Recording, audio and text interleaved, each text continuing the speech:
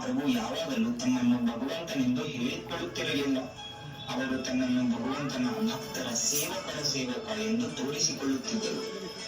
ಆದರೆ ಭಕ್ತರಿಗೆ ಅವರು ಸಾಕ್ಷಾತ್ ಕೃಷ್ಣನೆಂದು ತಿಳಿದಿತ್ತು.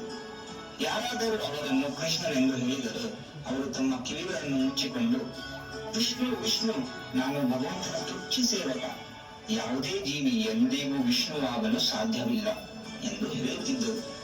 ಆದರೆ ಬಹಳ ವಿರಳವಾಗಿ ಗೌರಾಂಗನು ತನ್ನನ್ನು ತಾನು ಪರಮಸತ್ಯ ಶ್ರೀಕೃಷ್ಣನೆಂದು ಬಹಿರಂಗಪಡಿಸುತ್ತಿದ್ದನು ಮತ್ತು ತನ್ನ ಭಕ್ತರ ಪ್ರೀತಿಯ ಭಾವನೆಗಳೊಂದಿಗೆ ಪ್ರತಿಕ್ರಿಯಿಸುತ್ತಿದ್ದನು.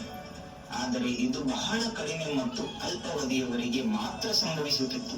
ಆದರೆ ಒಂದು ವಿಶೇಷ ದಿನದಂದು ಗೌರಾಂಗ ಮಹಾಪ್ರಭು ತಾನು ದೇವೋತ್ತಮ ಪರಮ ಪುರುಷನೆಂಬ ತನ್ನ ಮನಸ್ಥಿತಿಯನ್ನು ನಿರಂತರವಾಗಿ 21 ಗಂಟೆಗಳ ಕಾಲ ವ್ಯಕ್ತಪಡಿಸಿದನು.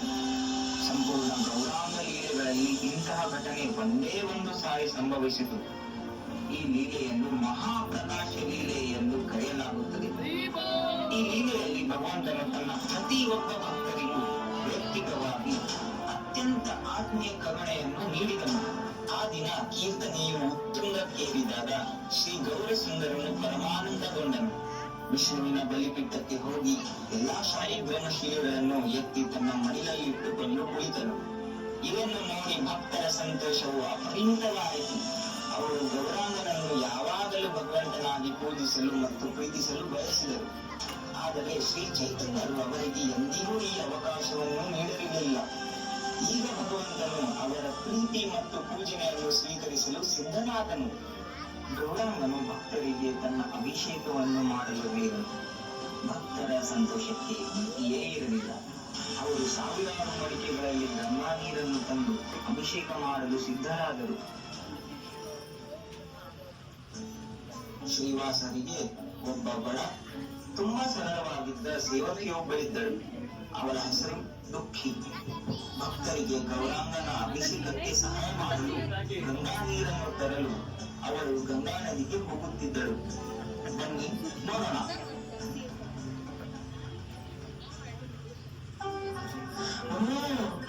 ಗೌರಾಂಗ ಮಹಾಪ್ರಭುಗಳ ಅಭಿಷೇಕ ನಡೆಯಲಿದೆ.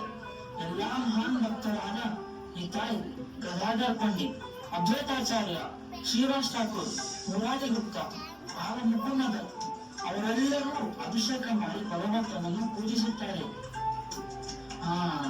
ನಾನು ಒಂದು ಕೆಲಸ ಮಾಡುತ್ತೇನೆ. ಗಂಗಾ ನದಿಯಿಂದ ಅನೇಕ ನೀರಿನ ಮಡುಕೆಗಳನ್ನು ತರುತ್ತೇನೆ. ಭಕ್ತರಿಗೆ ತುಂಬಾ ಸುಲಭವಾಗುವಂತೆ ಅವುಗಳನ್ನು ಬಹಳ ಚೆನ್ನಾಗಿ ಒಂದು ಕ್ರಮದಲ್ಲಿ ಜೋಡಿಸುತ್ತೇನೆ. ಈ ಕೆಲಸದಿಂದ ಭಕ್ತರಿಗೆ ತೃಪ್ತಿಯಾದರೆ ಸಾಕು. ನನಗೆ ಇನ್ನೇನು ಬೇಕಾಗಿಲ್ಲ. ಇಲ್ಲ, ಸಮಯ ವ್ಯರ್ಥ ಮಾಡದೆ ಗಂಗಾ ನದಿಯಿಂದ ನಾನು ತಕ್ಷಣ ನೀರು ತರಲು ಹೋಗುತ್ತೇನೆ. ಸಾವಿರಾರು ಮಡಿಕೆಗಳಲ್ಲಿ ಗಂಗಾಜಲ ತರಲಾಯಿತು. ಮಧ್ಯದಲ್ಲಿ ಮಡಿಕೆಗಳನ್ನು ಹೊತ್ತ ಭಕ್ತರು ಅನೇಕರಾಗಿದ್ದರು. ದುಃಖಿ ಬಹಳ ದೂರದಲ್ಲಿದ್ದು ಮತ್ತು ಸುಲಭವಾಗಿ ಕಾಣಿಸುತ್ತಿರಲಿಲ್ಲ. ಕೊನೆಗೆ ನಿತ್ಯಾನಂದ ಪ್ರಭುಗಳು ಭಗವಂತನಿಗೆ ಮಹಾ ಅಭಿಷೇಕ ಮಾಡಿದ್ದರು. ಅವರು ಭಗವಂತನ ದಿವ್ಯ ದೇಹವನ್ನು ಒರೆಸಿ ಉತ್ತಮವಾದ ರೇಷ್ಮೆ ಬಟ್ಟೆಗಳಿಂದ ಅಲಂಕರಿಸಿದ ನಂತರ ಚಂದನ ಮತ್ತು ಅತ್ಯುತ್ತಮ ನೈಸರ್ಗಿಕ ಸುಗಂಧದ ದ್ರವ್ಯಗಳಿಂದ ಅವನ ದೇಹವನ್ನು ಲೇಪಿಸಿದರು. ಅತ್ಯುತ್ತಮವಾದ ಆಹಾರವನ್ನು ಗೌರಾಂಗನಿಗೆ ಅರ್ಪಿಸಿದರು. ಭೋಗ ಅರ್ಪಿಸಿದ ನಂತರ ಭಕ್ತರು ಭಗವಂತನಿಗೆ ಆರತಿ ಮಾಡಿದರು. ಶ್ರೀ ಚೈತನ್ಯ ಮಹಾಪ್ರಭುಗಳಿಂದ ಕರುಣೆ ಪಡೆದ ಮೊದಲ ವ್ಯಕ್ತಿ ಯಾರು ಎಂದು ನಿಮಗೆ ತಿಳಿದಿದೆಯೇ? ಬನ್ನಿ ನೋಡೋಣ.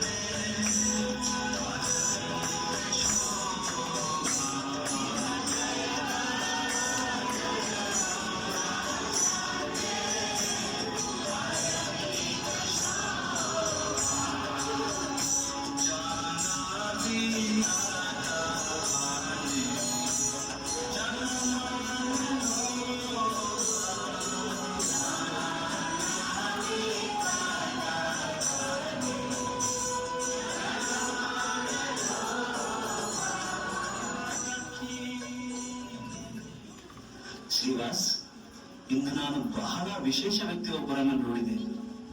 ಸರದಿಯಲ್ಲಿ ತುಂಬಾ ಹಿಂದಿರುವ ಆ ಕೊನೆಯ ಮಹಿಳೆ ಯಾರು? ಅವನು ಬಹಳ ವಿನಮ್ರನಾಗಿ ಇತರ ಭಕ್ತರಿಗೆ ಗಂಗಾ ನದಿಯಿಂದ ನನ್ನ ಸೇವೆಗಾಗಿ ನೀರು ತಂದು ಕೊಡಿಸಿದ್ದಾಳೆ. ಗೌರಂಗ, ಅವಳು ನಮ್ಮ ಮನೆಯ ಸೇವಕಿ. ತುಂಬಾ ಸರಳವಾದಂತಹ ಹುಡುಗಿ. ಹೆಸರು ದುಃಖಿ. ದುಃಖಿ? ಅಂತಹ ಅಸಂತೋಷವನ್ನು ನೀಡಿದ್ದಾಗಿದೆ. ನನ್ನ ಪ್ರೀತಿಯ ಗೌರಂಗ, ಅವಳ ಜನನದ ಮೊದಲು ಅವಳ ಹೆತ್ತವರಿಗೆ ಜನಿಸಿದ ಅನೇಕ ಮಕ್ಕಳು ಸತ್ತರು. ಆದ್ದರಿಂದ ಅವಳು ಜನಿಸಿದಾಗ ಅವಳ ಹೆತ್ತವರವಳಿಗೆ ದುಃಖಿ ಹೆಸರು ಕೊಟ್ಟರು. ಅವಳ ಹೆಸರನ್ನು ನೋಡಿ ಯಮರಾಜರು ಕೂಡ ಅವಳ ಮೇಲೆ ಕರುಣೆ ತೋರಿಸಿ ಅವಳನ್ನು ಬಿಟ್ಟು ಹೋಗಬೇಕೆಂದು ಅವಳಿಗೆ ಈ ಹೆಸರಿಟ್ಟರು ಗೌರಂಗ. ಓ, ಏನೇ ಇರಲಿ, ಆದರೆ ನನ್ನ ಹೃದಯದಿಂದ ದುಃಖಿ ಎಂಬ ಹೆಸರನ್ನು ಸಹಿಸಲಾರದು. ಅವಳ ಹೃದಯದಲ್ಲಿ ಇತರ ಭಕ್ತರಿಗೆ ಸೇವೆ ಸಲ್ಲಿಸಲು ತುಂಬಾ ಉತ್ಸಾಹವಿದೆ. ತನ್ನ ಸೇವೆಗೆ ಪ್ರತಿಯಾಗಿ ಏನನ್ನೂ ನಿರೀಕ್ಷಿಸದೆ ಸೇವೆ ಮಾಡುತ್ತಿದ್ದಾಳೆ. ಅವರು ನನ್ನನ್ನು ಬಹು ತೃಪ್ತಪಡಿಸಿದ್ದಾಳೆ. ಹಾಗಾಗಿ ನಾನು ಇಂದು ಅವಳನ್ನು ಆಶೀರ್ವದಿಸಲಿದ್ದೇನೆ. ಇಂದು ನಾನು ಅವಳಿಗೆ ಸುಖಿ ಎಂಬ ಹೆಸರನ್ನು ನೀಡುತ್ತಿದ್ದೇನೆ. ಶುದ್ಧ ಕೃಷ್ಣ ಪ್ರೇಮವನ್ನು ನೀಡುತ್ತಿದ್ದೇನೆ. ಕೃಷ್ಣ ಕೃಷ್ಣ, ನನ್ನ ಪ್ರೀತಿಯ ಗೌರವೇ, ಓ ನನ್ನ ಜೀವನವೇ, ಹರೇ ಕೃಷ್ಣ ಹರೇ ಕೃಷ್ಣ ಕೃಷ್ಣ ಕೃಷ್ಣ ಹರೇ ಹರೇ, ಹರೇ ರಾಮ ಹರೇ ರಾಮ ರಾಮ ರಾಮ ಹರೇ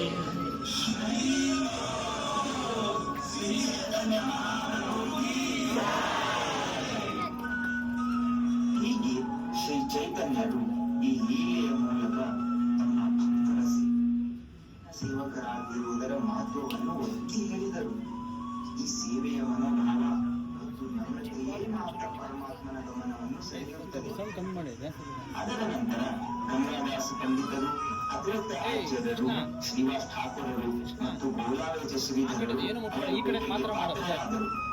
ನಂತರ ಮಹಾಪ್ರಭುಗಳು ತಮ್ಮ ಅತ್ಯಂತ ಆತ್ಮೀಯ ಸಹಚರರಲ್ಲಿ ಒಬ್ಬರಾದ ನಾಮಾಚಾರ್ಯ ಶ್ರೀ ಹರಿದಾಸ್ ಠಾಕೂರರನ್ನು ಕರೆದರು.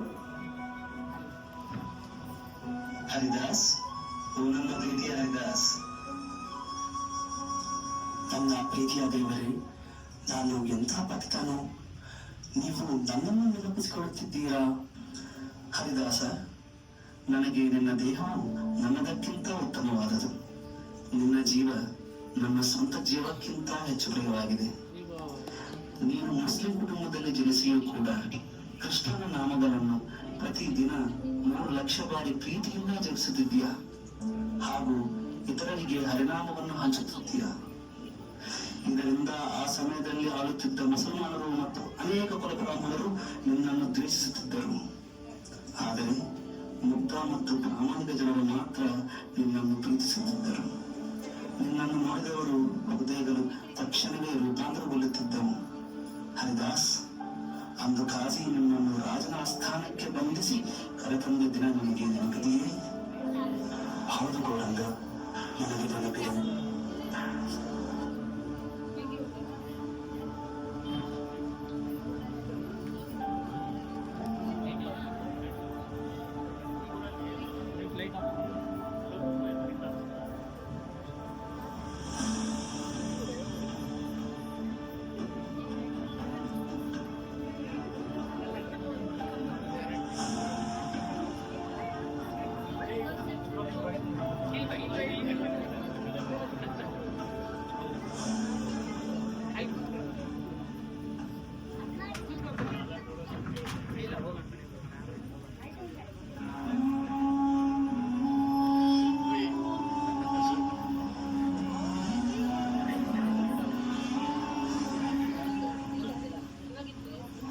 ಜಹಾಪನ, ಈ ಹರಿದಾಸ್ ಒಬ್ಬ ದೊಡ್ಡ ದುಷ್ಕರ್ಮಿ. ಅವನು ಹುಟ್ಟಿನಿಂದ ಮುಸ್ಲಿಂ ಆದರೂ ಈ ಹಿಂದೂ ದೇವರ ಹೆಸರನ್ನು ಜಪಿಸುವ ಮೂಲಕ ತನ್ನ ಪವಿತ್ರ ಧರ್ಮವನ್ನು ಕಲುಷಿತಗೊಳಿಸುತ್ತಿದ್ದಾನೆ. ಹಾಯ್, ಕಲಿಯುಗ ಈಗಾಗಲೇ ಪ್ರಾರಂಭವಾಗಿದೆ ಎಂಬುದು ಖಂಡಿತ ನಿಜ. ಜನರು ಎಷ್ಟು ಅಜ್ಞಾನಿಗಳಾಗಿದ್ದಾರೆ. ವಿವಿಧ ಧರ್ಮಗಳಿಗೆ ಬೇರೆ ಬೇರೆ ಭಗವಂತರ. ಸತ್ಯವೇನೆಂದರೆ ದೇವರು ಒಬ್ಬನೇ. ವಿವಿಧ ಧರ್ಮಗಳಲ್ಲಿ ಅವನಿಗೆ ಬೇರೆ ಬೇರೆ ನಾಮಗಳಿರಬಹುದು, ಆದರೆ ಅವನು ಒಬ್ಬನೇ. ಆ ಒಬ್ಬ ಭಗವಂತನು ತನ್ನ ಅತ್ಯಂತ ಸುಂದರವಾದ ಕೃಷ್ಣ ರೂಪದಲ್ಲಿ ನನ್ನ ಹೃದಯವನ್ನು ಸದಾ ಆಕರ್ಷಿಸುತ್ತಿದ್ದಾನೆ. ದಾಸ, ನಿನ್ನ ವಿರುದ್ಧ ಅನೇಕ ದೂರುಗಳಿವೆ, ಆದರೆ ನಿನ್ನನ್ನು ಮತ್ತು ನಿನ್ನ ಸುಂದರ ನಡವಳಿಕೆ ಮತ್ತು ಗುಣಗಳನ್ನು ನೋಡಿದಾಗ ನಾನು ನಿನ್ನನ್ನು ಶ್ರಮಿಸಬೇಕೆಂದು ನನಗೆ ಅನಿಸುತ್ತದೆ. ದಯವಿಟ್ಟು ಅರ್ಥ ಮಾಡಿಕೊಂಡು ನೀನು ಮಾಡಬೇಕಾಗಿರುವುದೇನೆಂದರೆ ನಿನ್ನ ಹಿಂದೂ ದೇವರ ಹೆಸರುಗಳನ್ನು ಜಪಿಸುವುದನ್ನು ಮತ್ತು ಕೃಷ್ಣನ ಹೆಸರುಗಳನ್ನು ಬೇರೆಯವರಿಗೆ ಬೋಧಿಸುವುದನ್ನು ನಿಲ್ಲಿಸಬೇಕು. ನಿಲ್ಲಿಸಿದರೆ ನಾನು ನಿನ್ನನ್ನು ಕಾಣಿಕೆಗಳೊಂದಿಗೆ ಮನೆಗೆ ಕಳಿಸುತ್ತೇನೆ. ಆದರೆ ನೀನು ಇದನ್ನು ಅನುಸರಿಸದಿದ್ದರೆ ನಿನ್ನನ್ನು ಹೊಡೆಯಲಾಗುವುದು, ಸಾಯುವವರೆಗೂ ಅತ್ಯಂತ ನಿರ್ದಯವಾಗಿ ಹಿಂಸಿಸಲಾಗುವುದು. ನನ್ನ ಸಲಹೆಯನ್ನು ಪಾಲಿಸು ಮತ್ತು ಹರೇ ಕೃಷ್ಣ ಜಪವನ್ನು ತಕ್ಷಣವೇ ನಿಲ್ಲಿಸು. ಪ್ರಿಯ ರಾಜನೇ, ನಾನು ಕೃಷ್ಣ ನಾಮಗಳನ್ನು ಜಪಿಸುವುದು ಎಂದಿಗೂ ನಿಲ್ಲಿಸಲಾರೆ. ಕೃಷ್ಣನು ನನ್ನ ಹೃದಯವನ್ನು ಎಷ್ಟು ಶಕ್ತಿಯುಕ್ತವಾಗಿ ಆಕರ್ಷಿಸುತ್ತಾನೆಂದರೆ ನೀವು ನನ್ನ ದೇಹವನ್ನು ಲಕ್ಷಾಂತರ ತುಂಡುಗಳನ್ನಾಗಿ ಕತ್ತರಿಸಿದರೂ ಪ್ರತಿಯೊಂದು ತುಂಡು ಸಹ ಇನ್ನೂ ಕೃಷ್ಣನ ಹೆಸರುಗಳನ್ನು ಜಪಿಸುತ್ತಲೇ ಇರುತ್ತದೆ ಮತ್ತು ಪವಿತ್ರ ನಾಮಗಳ ಮಹಿಮೆಯನ್ನು ಇಡೀ ಜಗತ್ತಿಗೆ ಹರಡುತ್ತಲೇ ಇರುತ್ತದೆ. ಕಾಜಿ, ನೀವು ಹೇಳಿದ್ದು ಸರಿ.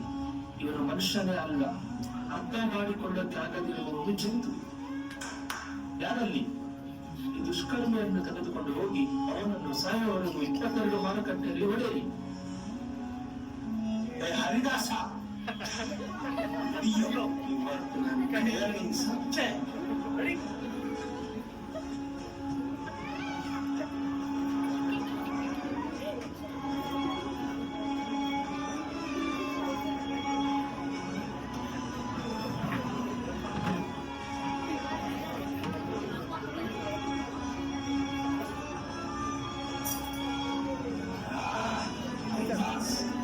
ನನ್ನ ಕೈಯಿಂದ ಸತ್ತರೆ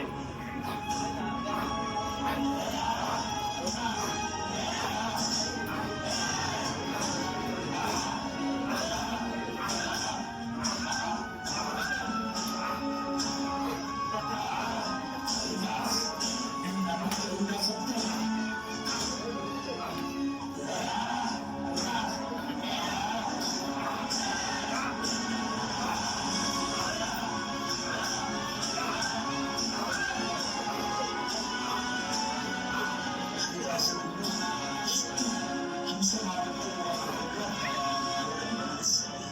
ಹೀಗೆ ಪ್ರಾರ್ಥನೆ ಮಾಡ್ತಾ ಇದ್ರು. ನನ್ನ ಜೀವನದಲ್ಲಿ ನಿನ್ನನ್ನು ಮೆಚ್ಚಿಸಲು ನಾನು ಏನಾದರೂ ಮಾಡಿದರೆ ನನಗೆ ಒಂದೇ ಒಂದು ಬರಬೇಕು. ದಯವಿಟ್ಟು ಈ ಜನರನ್ನು ಕ್ಷಮಿಸಿ ಸ್ವಾಮಿ. ಅವರು ಏನು ಮಾಡುತ್ತಿದ್ದಾರೆಂದು ಅವರಿಗೆ ತಿಳಿದಿಲ್ಲ. ದಯವಿಟ್ಟು ಅವರಿಗೆ ನಿಮ್ಮ ಪ್ರೀತಿ ಮತ್ತು ಕರುಣೆಯನ್ನು ನೀಡಿ ಸ್ವಾಮಿ. ದಯವಿಟ್ಟು ಅವರನ್ನು ಎಲ್ಲಾ ರೀತಿಯಲ್ಲಿ ರಕ್ಷಿಸಿ. ಇನ್ನೂ ಬದುಕಿದ್ದಾನಲ್ಲ. ಬಲಿಷ್ಠ ಮನುಷ್ಯರಲ್ಲಿ ಬಲಿಷ್ಠನೂ ಸಹ ನಮ್ಮ ಹೊಡೆತವನ್ನು ಸಹಿಸಲಾರ. ಇಲ್ಲಿವರೆಗೂ 3ನೇ ಮಾರುಕಟ್ಟೆಯವರೆಗೂ ಯಾರೂ ಬದುಕಿರಲಿಲ್ಲ. ಹೌದು, ನೀವು ಹೇಳಿದ್ದು ನಿಜ. ನಾವು ತುಂಬಾ ಬಲಶಾಲಿಗಳು ಮತ್ತು ನಮ್ಮ ಹೊಡೆತವು ಯಾವುದೇ ಸಮಯದಲ್ಲಿ ಯಾರನ್ನೂ ಕೊಲ್ಲಬಹುದು. ಆದರೆ ಹರಿದಾಸನು ಎಲ್ಲ 22 ಮಾರ್ಕೆಟ್ಗಳಲ್ಲಿಯೂ ನಮ್ಮ ಹೊಡೆತವನ್ನು ತೆಗೆದುಕೊಂಡನು. ವಾಸ್ತವವಾಗಿ ನಾವು ದಣಿದಿದ್ದೇವೆ. ಈಗ ನಾವು ನಮ್ಮ ಕೈಯನ್ನು ಚಲಿಸಲು ಸಾಧ್ಯವಾಗುತ್ತಿಲ್ಲ. ಇಲ್ಲಿ ನೋಡಿದರೆ ಹರಿದಾಸನು ನಮ್ಮನ್ನು ನೋಡಿ ನಗುತ್ತಿದ್ದಾನೆ. ಅವನಿಗೆ ನಮ್ಮ ಬಗ್ಗೆ ವಿಷಾದವಿದೆ. ಓ ಹರಿದಾಸ್, ಇಂದು ನಾವು ನಿನ್ನಿಂದ ಕೊಲ್ಲಲ್ಪಟ್ಟಿದ್ದೇವೆ. ನಾವು ನಿನ್ನನ್ನು ಕೊಲ್ಲಲು ಸಾಧ್ಯವಾಗದ ಕಾರಣ ರಾಜನು ನಮ್ಮಿಬ್ಬರನ್ನು ಕೊಲ್ಲುತ್ತಾನೆ. ಖಂಡಿತವಾಗಿಯೂ ನನ್ನ ಬದುಕು ನಿಮಗೆ ಸಮಸ್ಯೆ ಆಗಿದೆಯಾ? ಸರಿ, ನೋಡಿ ನಾನು ಏನು ಮಾಡುತ್ತೇನೆಂದು. ಶ್ರೀ ಹರಿದಾಸ್ ಠಾಕೂರ್ ತಮ್ಮ ಕಣ್ಣುಗಳನ್ನು ಮುಚ್ಚಿ ಕೃಷ್ಣನನ್ನು ಧ್ಯಾನಿಸಲು ಪ್ರಾರಂಭಿಸಿದರು. ಅವರು ಭಗವಂತನ ಧ್ಯಾನದಲ್ಲಿ ಆಳವಾದ ಸಮಾಧಿಗೆ ಹೋದರು. ಅವರು ಜೀವಂತವಾಗಿರುವ ಎಲ್ಲಾ ಲಕ್ಷಣಗಳು ಕಣ್ಮರೆಯಾದವು. ನಾಡಿ ಮಿಡಿತ, ಹೃದಯ ಬಡಿತ, ಮಾತು ಉಸಿರಾಟ ಇರಲಿಲ್ಲ. ಸೈನಿಕರು ಅವರು ಸತ್ತಿದ್ದಾರೆಂದು ಭಾವಿಸಿದರು. ಅದರಿಂದ ಅವರು ಹರಿದಾಸರ ದೇಹವನ್ನು ರಾಜನ ಬಳಿಗೆ ತಂದರು ಮತ್ತು ರಾಜನು ದೇಹವನ್ನು ಹರಿಯುವ ಗಂಗಾ ನದಿಯಲ್ಲಿ ಎಸೆಯಲು ಹೇಳಿದನು. ಗಂಗಾ ನೀರಿನಲ್ಲಿ ಕೆಲವು ಗಂಟೆಗಳು ತೇಲಿದ ನಂತರ ಮತ್ತೆ ಹರಿದಾಸ್ ಠಾಕರರು ಬಾಹ್ಯ ಪ್ರಜ್ಞೆಗೆ ಬಂದು ನೇರವಾಗಿ ರಾಜನ ಬಳಿಗೆ ಹಿಂತಿರುಗಿದರು. ರಾಜ ಮತ್ತು ಖಾದಿ ತುಂಬಾ ಆಶ್ಚರ್ಯಚಕಿತರಾದರು. ಹರಿದಾಸ್ ಠಾಕೂರ್ ಒಬ್ಬ ಮಹಾನ್ ಸಂತ ಎಂದು ಅವರಿಗೆ ಅರ್ಥವಾಯಿತು. ಅವರು ಹರಿದಾಸರ ಪಾದಗಳಿಗೆ ಬಿದ್ದು ಅಪರಾಧಗಳಿಗೆ ಕ್ಷಮೆಯಾಚಿಸಿದರು.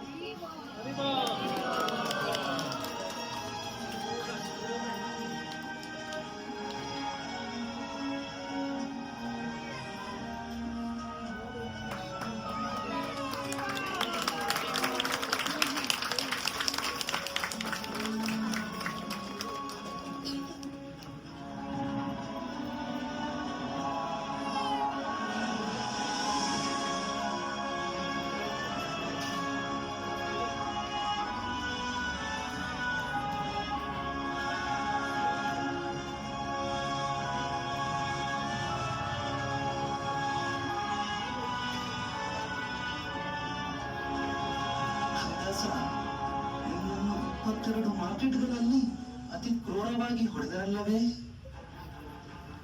ಹೌದು ಗೌರಂಗ, ನನಗೆ ನೆನಪಿದೆ. ಅವರು ನಿನ್ನ ಕೂದಲನ್ನು ಹೊಡೆದು ಎಳೆದರು, ಒದ್ದರು, ಉಗುಳಿದರು, ಪದೇ ಪದೇ ನಿನ್ನನ್ನು ಹೊಡೆದರು. ನನಗೆ ಸಹಿಸಲಾಗಲಿಲ್ಲ. ಈ ವ್ಯಕ್ತಿಗಳನ್ನು ಕೊಲ್ಲಲು ನಾನು ವೈಯಕ್ತಿಕವಾಗಿ ಆಧ್ಯಾತ್ಮಿಕ ಪ್ರವಚನದಿಂದ ಬಂದಿದ್ದೆ. ನನ್ನ ಸುದರ್ಶನ ಚಕ್ರವನ್ನು ತೆಗೆದುಕೊಂಡು ಅವರ ತಲೆಗಳನ್ನು ಕತ್ತರಿಸಬೇಕೆಂದಿತ್ತು. ಆದರೆ ಅದೇ ಸಮಯದಲ್ಲಿ ನೀನು ತೀವ್ರ ಭಕ್ತಿಯಿಂದ ಅವರನ್ನು ಕ್ಷಮಿಸಬೇಕೆಂದು ಪ್ರಾರ್ಥಿಸುತ್ತಿದ್ದೆ. ನಿನ್ನ ಕ್ಷಮೆಯ ಶಕ್ತಿಯಿಂದ ಹರಿದಾಸ, ನಿನ್ನ ಕ್ಷಮೆಯ ಶಕ್ತಿಯಿಂದ ನನ್ನ ಅತ್ಯಂತ ಶಕ್ತಿಶಾಲಿ ಸುದರ್ಶನ ಚಕ್ರವು ಶಕ್ತಿಹೀನವಾಯಿತು. ಆದ್ದರಿಂದ ಅವರನ್ನು ತಡೆಯಲು ನನಗೆ ಏನೂ ಮಾಡಲು ಸಾಧ್ಯವಾಗಲಿಲ್ಲ. ಬದಲಾಗಿ ನಿನ್ನನ್ನು ರಕ್ಷಿಸಕ್ಕೆ ನಾನು ನನ್ನ ಸ್ವಂತ ದೇಹವನ್ನು ನಿನ್ನ ದೇಹದ ಮೇಲೆ ಹಾಕಿಕೊಂಡೆ ಮತ್ತು ನಾನು ಆ ಎಲ್ಲ ಹೊಡೆತಗಳನ್ನು ನನ್ನ ಮೇಲೆ ತೆಗೆದುಕೊಂಡೆ. ಹರಿದಾಸ, ಇದನ್ನು ನೋಡಿ.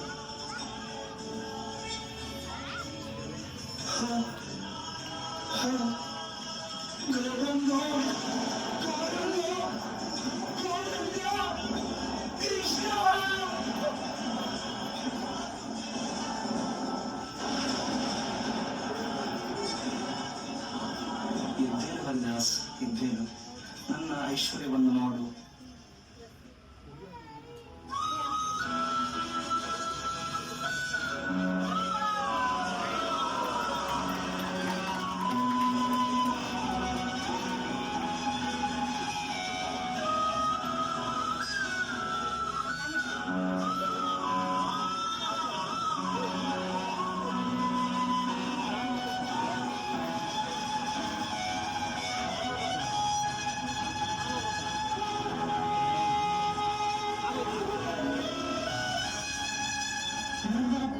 ದೇವರೇ, ನನ್ನಿಂದ ತುಚ್ಛನನ್ನು ರಕ್ಷಿಸುವುದಕ್ಕೆ ನಿಮ್ಮ ಮೇಲೆ ಎಲ್ಲ ನಡೆಸುಗಳನ್ನು ತೆಗೆದುಕೊಂಡಿದ್ದೀರಾ. ಓ ಕೃಷ್ಣ, ಓ ಕೃಷ್ಣ, ಓ ಕೃಷ್ಣ.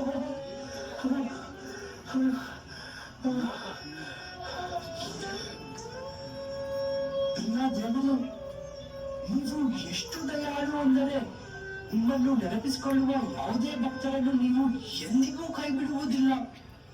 ಒಂದು ಕೀಟ ಪ್ರಾಣಿ ಕೂಡ ನಿಮ್ಮನ್ನು ನೆನಪಿಸಿಕೊಂಡರೂ ನೀವು ಆ ಕೀಟಕ್ಕೆ ನಿಮ್ಮ ಸಂಪೂರ್ಣ ಆಶೆಯನ್ನು ನೀಡುತ್ತೀರಿ.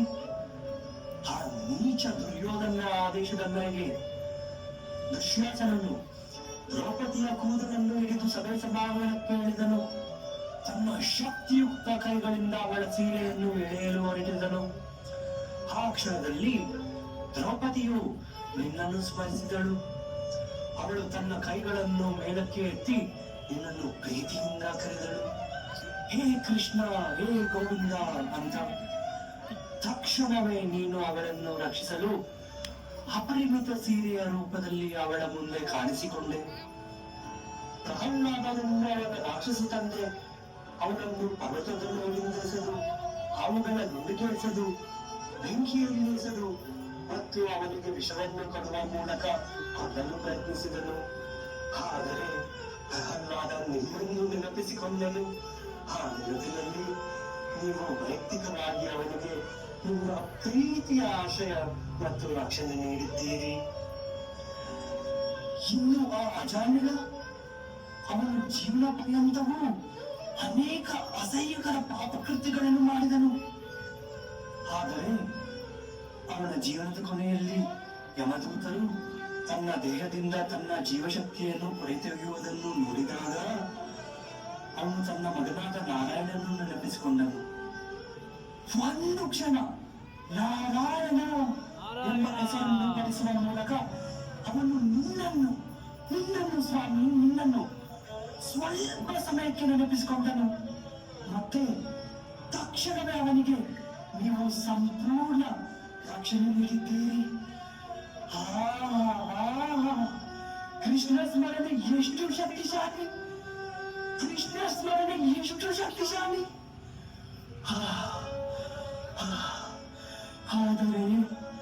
ಆದರೆ ನನ್ನ ದೇವರೇ, ನನ್ನ ದುರದೃಷ್ಟಕರ ಪರಿಸ್ಥಿತಿ ಏನೆಂದರೆ ನಾನು ನಿಮ್ಮನ್ನು ನೆನಪಿಸಿಕೊಳ್ಳಲು ಸಾಧ್ಯವಾಗುತ್ತಿಲ್ಲ ಸ್ವಾಮಿ, ಸಾಧ್ಯವಾಗುತ್ತಿಲ್ಲ. ದಯವಿಟ್ಟು ನನ್ನನ್ನು ತಿರಸ್ಕರಿಸಬೇಡ ಸ್ವಾಮಿ, ತಿರಸ್ಕರಿಸಬೇಡ ನನ್ನನ್ನೇ ಗೌರವನೇ. ಓ ಹರಿದಾಸ, ನೀನು ಏನು ಹೇಳುತ್ತಿದ್ದೆ? ನೀನು ದಿನದ 24 ಗಂಟೆಯೂ ನನ್ನನ್ನು ನೆನಪಿಸಿಕೊಳ್ಳುತ್ತೀಯಾ? ಆದರೆ ನೀವು ನನ್ನನ್ನು ನೆನಪಿಸಿಕೊಳ್ಳುತ್ತಿಲ್ಲ ಎಂದು ಭಾವಿಸುವುದು ನಿಮ್ಮ ವಿನಮ್ರತೆಯಿಂದಾಗಿ. ಹರಿದಾಸ, ಈಗ ನೀವು ನನ್ನಿಂದ ಒಂದು ವರವನ್ನು ಪಡೆಯಬೇಕೆಂದು ನಾನು ಬಯಸುತ್ತೇನೆ. ದಯವಿಟ್ಟು ಏನಾದರೂ ಕೇಳಿ. ನನ್ನ ಪ್ರೀತಿಯ ದೇವರೇ, ನನಗೆ ನಿನ್ನಿಂದ ಏನೂ ಬೇಡ. ಹರಿದಾಸ್, ದಯವಿಟ್ಟು ಹರಿದಾಸ್, ನೀನು ನನ್ನಿಂದ ವರವನ್ನು ಕೇಳಿದರೆ ಅದು ನನಗೆ ತುಂಬಾ ತೃಪ್ತಿ ನೀಡುತ್ತದೆ. ದಯವಿಟ್ಟು ಕೇಳಿ. ಗೌರಂಗ, ನಾನು ನಿನ್ನನ್ನು ಏನಾದರೂ ಕೇಳಿದರೆ ನಿನಗೆ ಇಷ್ಟವಾದರೆ ಒಂದು ಕೇಳ್ತೀನಿ ಸ್ವಾಮಿ, ಒಂದು ಕೇಳ್ತೀನಿ. ಪ್ರತಿ ಜನ್ಮದಲ್ಲಿಯೂ ನಿನ್ನ ಭಕ್ತರ ಪ್ರಸಾದದ ಅವಶೇಷಗಳನ್ನು ನಾನು ಪಡೆಯಬಹುದೆಂದು ನನಗೆ ವರವನ್ನು ನೀಡು. ನಿನ್ನ ಪ್ರೀತಿಯ ಭಕ್ತರ ತಟ್ಟೆಗಳಿಂದ ಬರುವ ಪ್ರಸಾದಕ್ಕಿಂತ ಅಮೂಲ್ಯವಾದದ್ದು ಯಾವುದೂ ಇಲ್ಲ ಗೌರಂಗ, ಯಾವುದೂ ಇಲ್ಲ. ನನ್ನ ಪ್ರೀತಿಯ ದೇವರೇ, ನನ್ನನ್ನು ನೋಡು, ನಾನು ಎಷ್ಟು ದೊಡ್ಡ ದುರಾಂಕಾರಿ. ದಯವಿಟ್ಟು ನನ್ನನ್ನು ಕ್ಷಮಿಸು ಗೌರಂಗ, ನನ್ನನ್ನು ಕ್ಷಮಿಸು. ನಾನು ಒಂದು ಚಿಕ್ಕ ಕುಬ್ಜ, ಆದರೆ ಚಂದ್ರನನ್ನು ಮುಟ್ಟಲು ಪ್ರಯತ್ನಿಸುತ್ತಿದ್ದೇನೆ. ನಾನು ಎಷ್ಟು ಪತಿತನು, ಮತ್ತೆ ಭಕ್ತರ ಅವಶೇಷಗಳ ಶ್ರೇಷ್ಠ ಆಶೀರ್ವಾದಗಳನ್ನು ಕೇಳುತ್ತಿದ್ದೇನೆ. ನನ್ನನ್ನು ಕ್ಷಮಿಸಿ ಗೌರಂಗ, ಕ್ಷಮಿಸಿ. ಏನು ಕೇಳಲಿ, ಏನು ಕೇಳಲಿ ಗೌರಂಗ, ನಾನು ಇದನ್ನು ಕೇಳುತ್ತೇನೆ.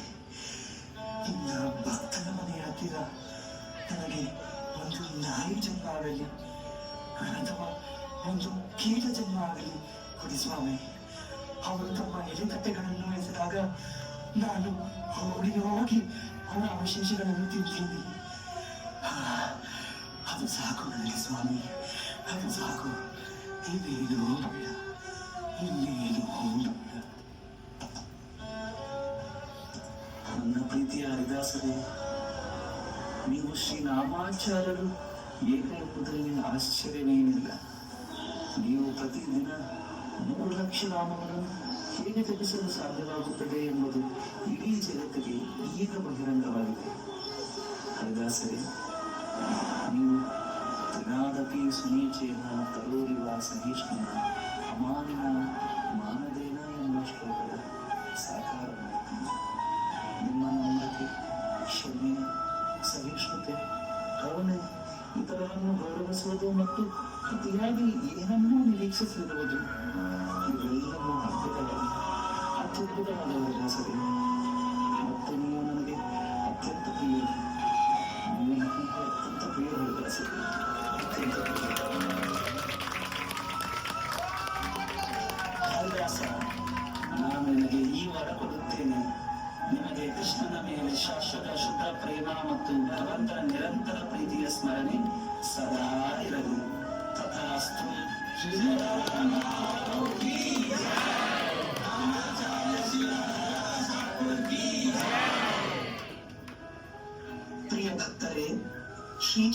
ಮಹಾಪ್ರಭುಗಳು ಅವರನ್ನು ಮೆಚ್ಚಿಸಲು ನಾವು ನಮ್ಮ ಜೀವನಗಳಲ್ಲಿ ಬೆಳೆಸಿಕೊಳ್ಳಬೇಕಾದ ಗುಣಗಳ ಬಗ್ಗೆ ತಮ್ಮ ಭಕ್ತರ ಲೀಲೆಗಳ ಮೂಲಕ ನಮಗೆಲ್ಲರಿಗೂ ಕಲಿಸುತ್ತಿದ್ದಾರೆ.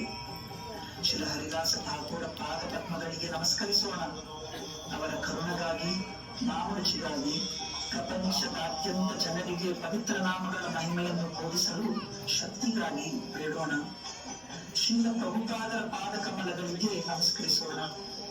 ಅವರೇ ನಮಗೆ ಅತ್ಯಂತ ಕರುಣಾಮಯಿ ಭಗವಂತನಾದ ಗೌರಾಂಗನನ್ನು ನೀಡಿದವರು. ಅವರೇ ನಮಗೆ ಶ್ರೀ ಹರಿದಾಸ ಠಾಕೂರರನ್ನು ನೀಡಿದವರು. ಅವರು ನಮಗೆಲ್ಲರಿಗೂ ಅದ್ಭುತವಾದ ಈ ಗೌಡಿಯ ವೈಷ್ಣವ ಪರಂಪರೆಯನ್ನು ಪರಿಚಯಿಸಿದವರು. ಶ್ರೀ ಪ್ರಭುಪಾದರು ಶ್ರೀ ಹರಿದಾಸ ಠಾಕೂರರ ನಿಜವಾದ ಪ್ರತಿನಿಧಿ. ಎಲ್ಲಾ ಕಷ್ಟಗಳ ನಡುವೆಯೂ ಅವರು ಪ್ರಪಂಚದಾದ್ಯಂತ ಪವಿತ್ರ ನಾಮದ ಮಹಿಮೆಯನ್ನು ಬೋಧಿಸಿದರು. ಇಸ್ಕಾನ್ನ ಧರ್ಮೋಪದೇಶಗಳ ಕಾರ್ಯದಲ್ಲಿ ನಾವು ಯೋಗ್ಯ ಸಾಧನಗಳಾಗುವಂತೆ ಅವರಲ್ಲಿ ಪ್ರಾರ್ಥಿಸೋಣ. ಹರೇ ಕೃಷ್ಣ ಕೃಷ್ಣ ಕೃಷ್ಣ ಹರೇ ಹರೇ, ಹರೇ ರಾಮ ರಾಮ ರಾಮ ಹರೇ ಹರೇ. ಶ್ರೀ ಗೌರಾಂಗ ಮಹಾಪ್ರಭು ಕೀ ಜೈ. ರಾಮಾಚಾರ್ಯ ಶ್ರೀ ಹರಿದಾಸ್ ಠಾಕೂರ್ ಕೀ ಜೈ. अनंत कोटि वैष्णव वृंद की जय. जगद्गुरु श्रील प्रभुपाद की जय. श्री गौर पूर्णिमा महामहोत्सव की जय. हरे कृष्ण कृष्ण कृष्ण हरे ಹರಿ ತುಂಬ ಏನು ಹೇಳೋದಕ್ಕೆ ಮಾತು ಬರೋದಿಲ್ಲ, ಅಷ್ಟು ಚೆನ್ನಾಗಿ ಮಾಡಿ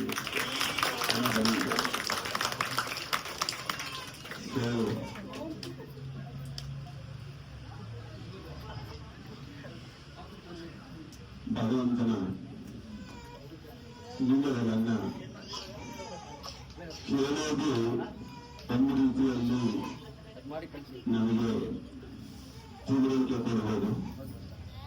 ಆದರೆ ಈ ತರ ಒಂದು ನಾಟಕ ರೂಪದಲ್ಲಿ ಅದರಲ್ಲಿ ತುಂಬಾ ಒಂದು ನಮ್ರ ಭಾವದಿಂದ ಅಥವಾ ಏಕಾಗ್ರತೆಯಿಂದ ನೀವೆಲ್ಲರೂ ಕಾನ್ಸ್ಟೆಂಟ್ ಲೀಲೆಯನ್ನು ತೋರಿಸಿದಾಗ ಹೇಳಬೇಕಾದ್ರೆ ಆಗ ಕಣ್ಣು ನೀರು ಬರ್ತಾ ಇತ್ತು ನನಗೆ. ಎಲ್ಲರಿಗೂ ತುಂಬಾ ಥ್ಯಾಂಕ್ಸ್, ತುಂಬಾ ಥ್ಯಾಂಕ್ಸ್. ಹರೇ ಕೃಷ್ಣ ಕೃಷ್ಣ ಕೃಷ್ಣ ಹರೇ ಹರೇ, ಹರೇ ರಾಮ ರಾಮ ರಾಮ ಹರೇ ಹರೇ. ಅವರ ಪರಿಚಯಗಳನ್ನು ತಿಳಿಸುವ ಮುಖ್ಯವಾಗಿ ಹರಿದಾಸ್ ಠಾಕೂರ್ ತುಂಬಾ ಚೆನ್ನಾಗಿ ಮಾಡಿದ್ದಾರೆ. ಹರಿದಾಸ್ ಠಾಕೂರ್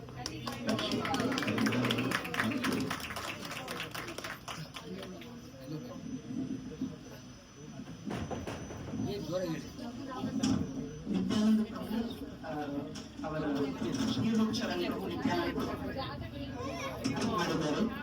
ಮತ್ತು ಶ್ರೀನಿವಾಸ ಠಾಕೂರ್ ಅವರು ನಮ್ಮ ಶ್ರೀಹರ್ಷ ಪ್ರಭು ಸುಖಿಯಾಗಿ, ಚರಣ್ ಪ್ರಭು ಮತ್ತು ಪುನೀತ್ ಪ್ರಭು ಒಂದು ಸೈನಿಕರು, ಕೀರ್ತಿ ಪ್ರಭು ಒಬ್ಬ ಸೈನಿಕರು,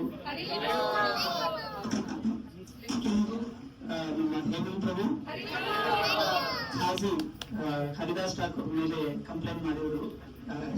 ಪ್ರಭು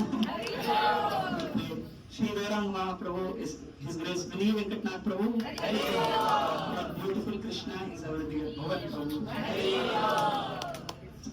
ತುಂಬಾ ಚೆನ್ನಾಗಿ ತುಂಬಾ ಕಷ್ಟಪಟ್ಟು ಡೈಲಾಗ್ಸ್ ಎಲ್ಲ ಬೈಹಾಟ್ ಮಾಡಿಕೊಂಡು ಮಾಡಿದ್ದಾರೆ. ನಮಗೆ ಒಂದೇ ಒಂದು ಬೇಕು, ಎಲ್ಲ ಡಿವೋಟೀಸ್ ಪ್ರೇಯರ್ಸ್ ಚೆನ್ನಾಗಿ ಸಾಧನೆ ಮಾಡಬೇಕು, which is we are not doing.